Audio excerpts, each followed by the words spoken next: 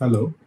So welcome to the real analysis class. So I'll start today. I'll start a new section, new chapter. So Riemann integration.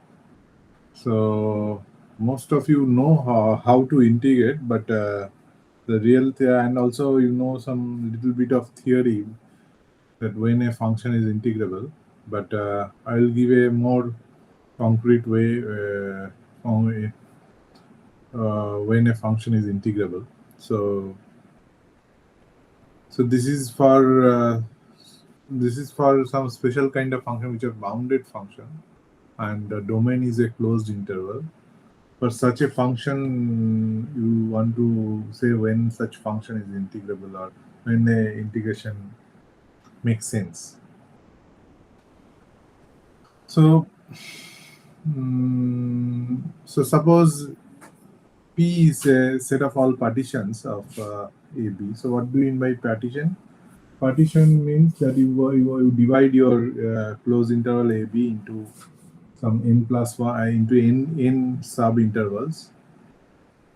So I write it like this: a comma x naught comma x1 dot dot dot xn, and you assume that x naught is less than equal to x1 less than equal to xn.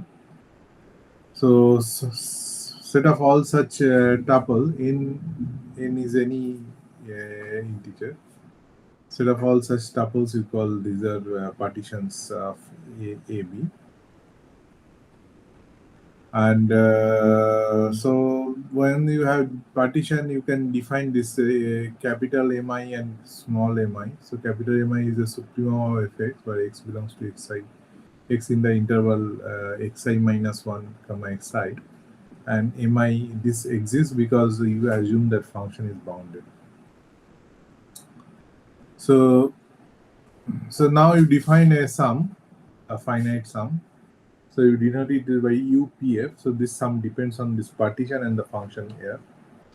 So this is UPF is this sum of the supremums with and the mi delta xi, where delta xi is the length of the ith interval, that is xi minus 1, xi minus xi minus 1, that is your delta xi. And similarly LPF is summation small mi delta xi. Now, since the function is bounded, so you know the function fx is lies between little m and capital M. So obviously, all these capital Mi, they are less than equal to m. So that will say that UPF is less than equal to m into b minus a. And similarly, this little mi, they are greater than equal to m, little m. So that will say that LPF is greater than equal to m b minus a. So this is true for any partition P. So now the point is that if I take, instead of P, if I take an refinement, so refinement means it is another partitions, where these points A, so for P star, you will have some set of this is given by some partition, say A, comma, Y naught up to YK. So now you say that P star is a refinement of P if Xi is equal to Yj for some J. If for each I, xi equal to yj. So then you say that it is a so basically you are breaking it into further pieces. Then you have a partition on AB and you make it a smaller, make it more refined. So refined means you break it into pieces, more pieces. So that is called refinement. So the point is that LPF is less than equal to LP star F is less than equal to UP star F, which is less than equal to UPF, and this inequality you know how already. UPF is less than equal to. So the point is that LPF is less than equal to LP star F and UP star F and this inequality. So this is quite obvious because see, if you take something, what is LP star F? LP star F is infimum. So this is infimum. What is LP star F? LP star F is summation mi delta xi mi delta yj, where j equal to 1 to k. but that mi will be of course greater than equal to the, because each interval it's a sub interval, so you can see easily that this LPF is less than equal to LP star F. Similarly, UP star F is less than equal to UPF. This is not very, it's obvious. I mean, if you just think about it, then you'll see that this is true. But this is a very important inequality. Okay. Now you define, so now you see that LPF, so then, so for, so LPF is, if you take a refinement, then LPFs are increasing. With refinements, the LPF is increasing. Similarly, with refinement, UPF is decreasing. But they are all bounded. So now I can talk about infimum of UPF exists because it's bounded below. Similarly, supremum of LPF. LPFs are increasing. So as you take set of all P in the partitions of A. So so this both this supremum and infimum, they exist. Now you say the function is integrable if this is called lower integral. This lower bar is called lower integral and the upper bar is called upper integral. And you say f is integrable if this is same. This upper integral is equal to lower integral.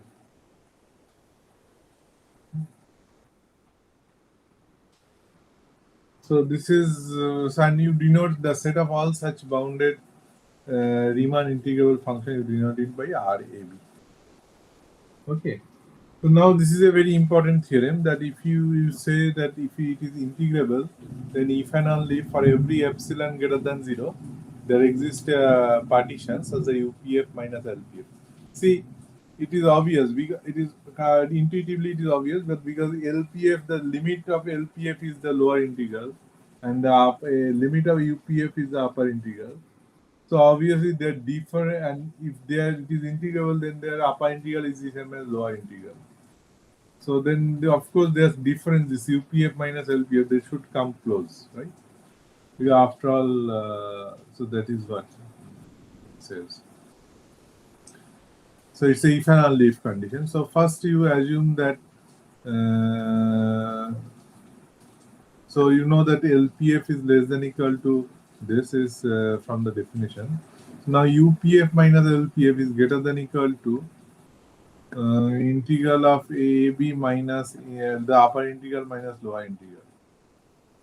Now, if you know that there is a piece of the UPF minus LPF is less than epsilon, that will say that upper integral minus lower integral is less than epsilon. So that will say that this is true for every epsilon. So that will say that they are same. So conversely, suppose conversely, suppose it is integrable. I want to, so by definition, this UPF, the upper integral is same as, and the lower integral, they are same. So in other words, there is a UP1F minus A. This is the upper integral basically. So this is less than epsilon by 2. Similarly, you will get another partition P2 that will say that integral of F minus LP2F is less than epsilon by 2. Now, if you take the refinement, now we use the previous result, P equal to P previous inequality, that's which I denoted by star here. This one, this inequality will play a role here. So that will say that UPF is less than equal to UP1F, and UP1F is less than equal to integral F plus epsilon by 2, which is less than LP2F plus epsilon, but LP2F is less than, of course, is less than LPF.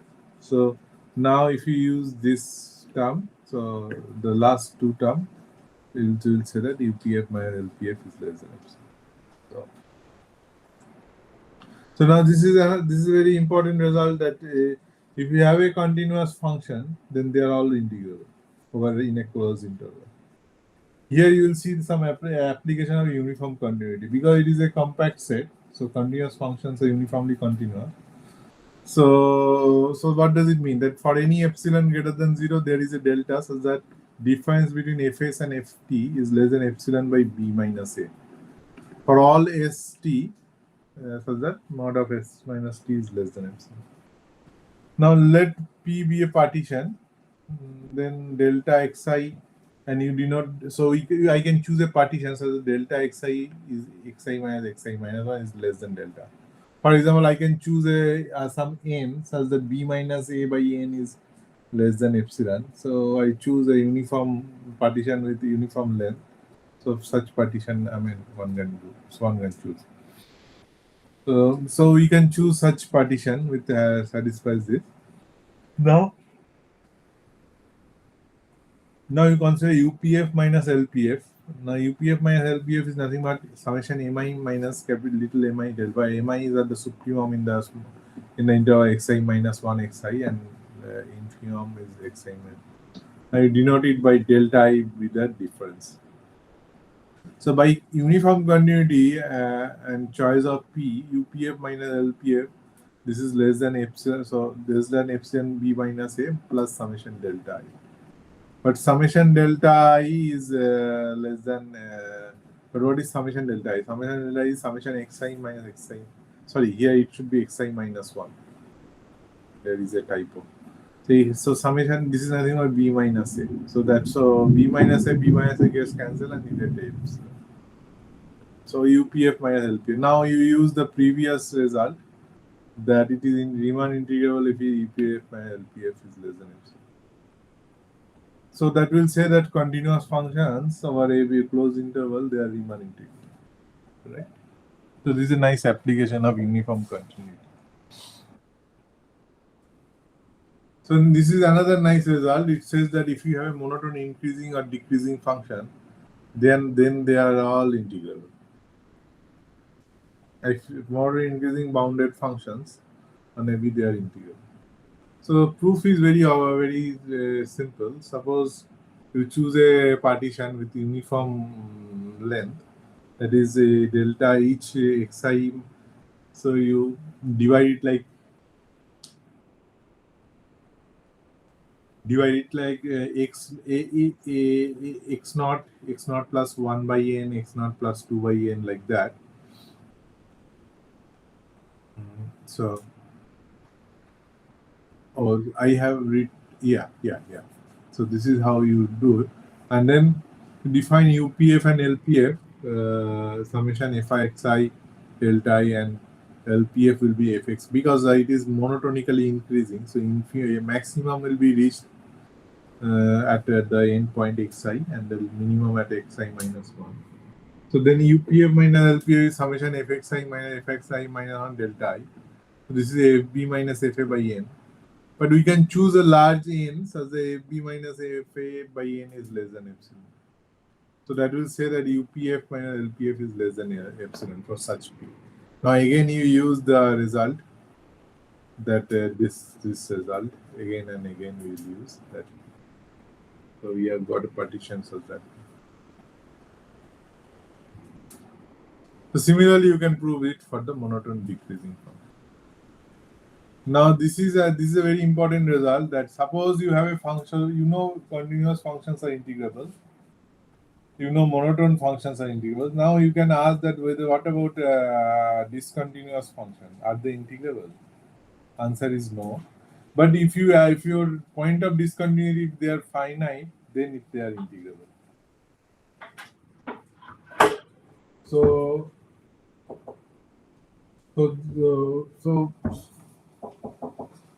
1 second.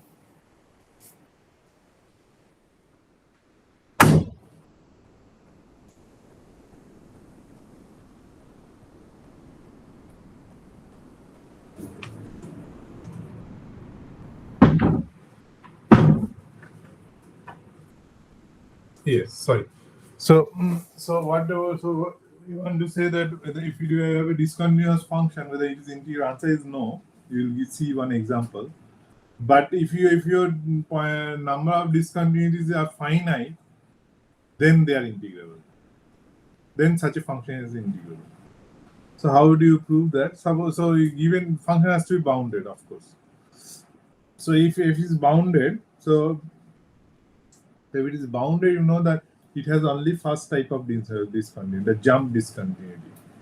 that fx plus and fx minus, they will exist. So such discontinuous functions are, they are such functions cannot shoot up to infinity or something like 1 by x at x equal to 0. So since f is bounded and has finitely many discontinuities, there exists an open set O such that this O looks like union of aj comma bj, but this small interval aj comma bj, this open interval, they contain only one point of discontinuity because the points are isolated. So you can do this, and also you make sure this summation, this the length of this each interval is not large. So you take summation bj minus aj, this is less than epsilon. Now you consider k. So you choose any epsilon. Okay, so first you choose any epsilon, and then you can get a choice of aj comma bj which satisfies these three properties. That this each aj comma bj will contain one point of discontinuity, and then their difference. Now consider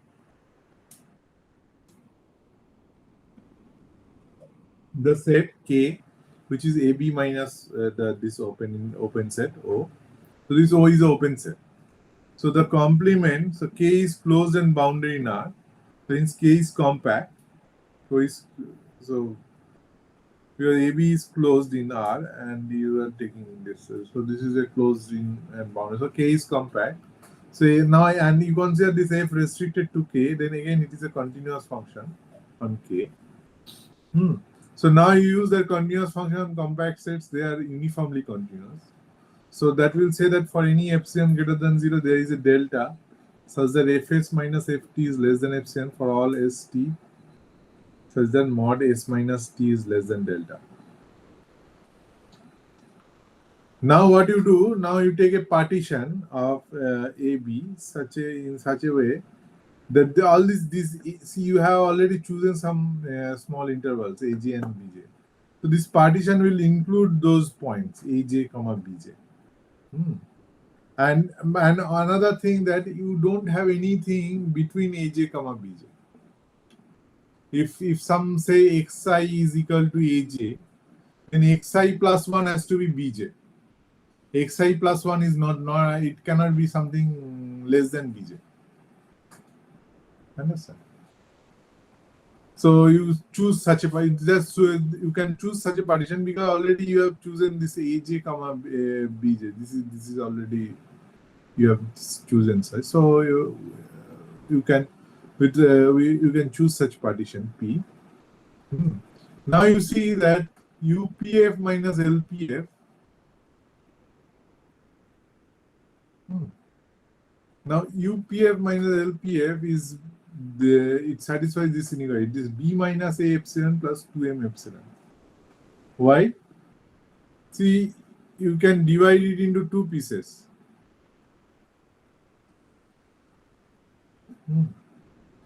That UPF minus, you can divide it into on those xi's where xi's are not aj or bj. For them, you will get this B minus A epsilon, and when for the other one, you will get something, some difference, but fs minus ft is less than equal to 2m. So that will give 2m plus epsilon.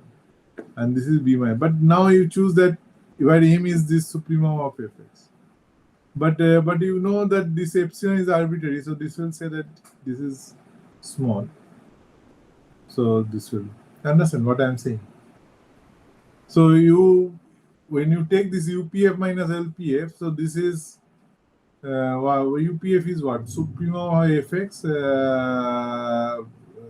x belongs to xi minus 1 comma xi into delta I minus summation infinity of fx x belongs to. Now you remove those xi, those small intervals where you have the point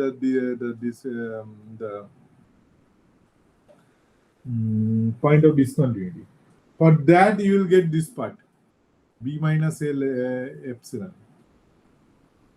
right? And for the rest, for those small intervals, you get this part, 2m by epsilon.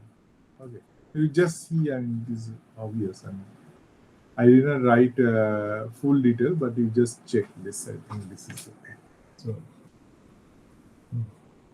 if you find any difficulty, you can ask me in the class on Friday. So now point is that this is a point of discontinuous function. If they are not finite, whether it is a such functions are integrable or not. So I have given that it's not true. But so find a counter example.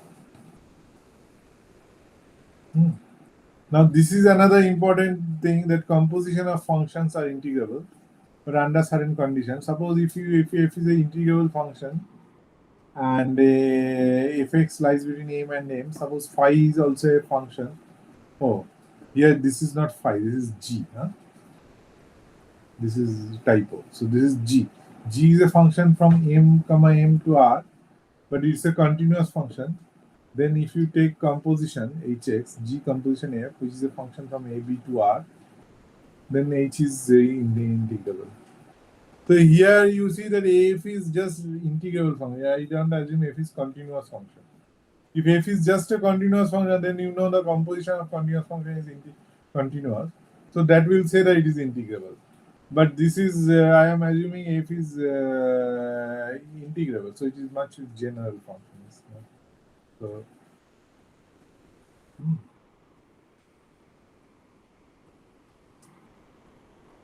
proof is it's quite easy, but little I mean, you need to do some calculation. I have written this calculation quite clearly. You just go through it, and if you have some problem, you can ask me in the class. I don't want to go through the proof again. I mean, it's some little bit calculation you have to do, and it is like this previous theorem where you have to divide it into two pieces. So, and then it's obvious. Okay, so I have not given many examples here. Maybe in the next class I will give more examples of what Riemann integral functions and all. Here, so I'll stop here.